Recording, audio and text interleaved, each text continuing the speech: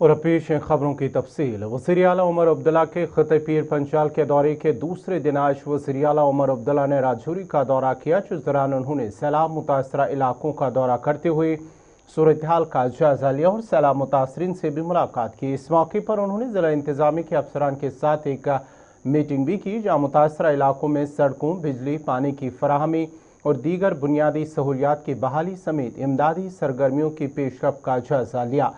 वज़ीर आला ने अवामी वफूद, मुंतखब नुमाइंदों और सिविल सोसाइटी के अरकान से मुलाकात करके उनके मसाइल सुने और इंतजामिया को हिदायत दी कि तमाम मुतासरा ख़ानदानों तक बरवक़्त इमदाद पहुँचाई जाए और बहाली के काम तेज़ किए जाए। राहुल,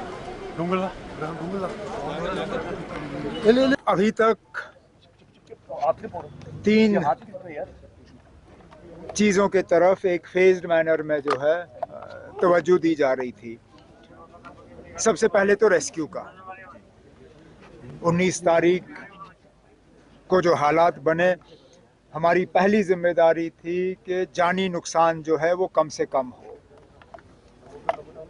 इस ज़िले में 4 कीमती जानें गईं, उसका हमें बेहद अफसोस है, लेकिन अगर इंतज़ामिया की तरफ से वो तमाम इक़दामात नहीं उठाए गए होते जो रातों रात डीसी साहब और एसएसपी साहब ने उठाए थे ऑनरेबल एमएलए साहिबान के साथ, शायद ये नंबर और ज़्यादा बढ़ जाता। फिर हम रिकवरी पे आए कि जो लोग लापता हैं उनको हम ढूंढ के निकालें। अब रिहैबिलिटेशन और रिकंस्ट्रक्शन की बात आ रही है। जहाँ जहाँ नुकसान हुआ है उसको दुरुस्त करने की ज़रूरत है, टेम्पररी रेस्टोरेशन, उसके बाद परमानेंट। बिजली के सप्लाई को लगभग 100% रिस्टोर किया गया है। पानी का एक बहुत बड़ा मसला बना हुआ है। कई सारे हमारे जल शक्ति डिपार्टमेंट के वाटर के सप्लाई स्कीमें जो हैं वो बैठी हुई हैं।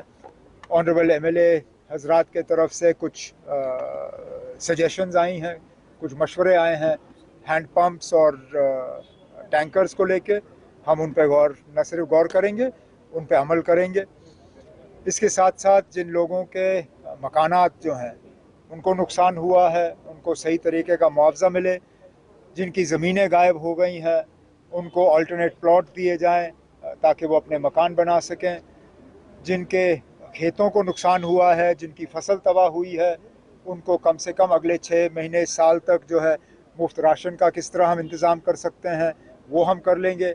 उसके अलावा ऑनरेबल एमएलए साहब, खासकर इफ्तिखार साहब ने राजौरी शहर के मुतल्लिक 2-3 बड़ी बातों, बड़े प्रोजेक्ट्स के हवाले से बात की।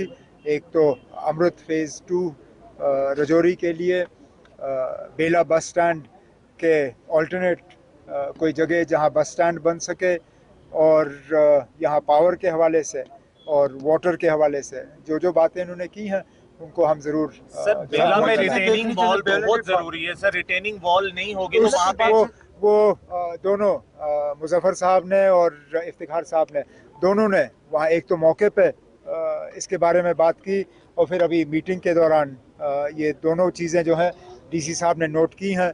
मैंने डीसी साहब से कहा हुआ है कि फ्लड कंट्रोल डिपार्टमेंट के साथ फौरी तौर वहाँ पे इसका इंतज़ाम किया जाए ताकि जितना नुकसान हुआ है उससे ज़्यादा नुकसान ना हो। वो है वो अब कल पुंछ में भी ये बात आई। आज मैंने इस मीटिंग में भी ऑनरेबल एमएलएज को अश्योर किया है कि जो हम मुआवजा एसडीआरएफ में स्ट्रक्चरल डैमेज के लिए देते हैं उसको बढ़ा दिया जाएगा। उसको शायद 7-8 साल हो गए हैं बढ़ाया हुआ है। तब से महंगाई बहुत ज़्यादा बढ़ गई है, काफ़ी चीज़ें बढ़ी हैं, लेकिन एसडीआरएफ का जो रिलीफ का क्वांटम है वो नहीं बढ़ा। इसको हम बढ़ा दें। तीनों ऑनरेबल एमएलएज जो यहाँ पे मौजूद थे, मुजफ्फर साहब, इफ्तिखार साहब और हमारे जावेद साहब, तीनों ने यहाँ ऑल्टरनेट मिनी सेक्रेटेरिएट की बात की, और डीसी साहब ने मुझे मौके पे वहाँ लेके दिखाया भी। ये अब कोई हमारे लिए चॉइस नहीं है, ये अब हमारी मजबूरी बन गई है, क्योंकि जो दफ्तर था डीसी साहब का वो अब इस्तेमाल करने के लायक नहीं रहा। वो अगर हम वो लकड़ी के खंभे जो हैं हटा दें तो मुझे नहीं लगता है वो बिल्डिंग जो है वो बच पाएगी।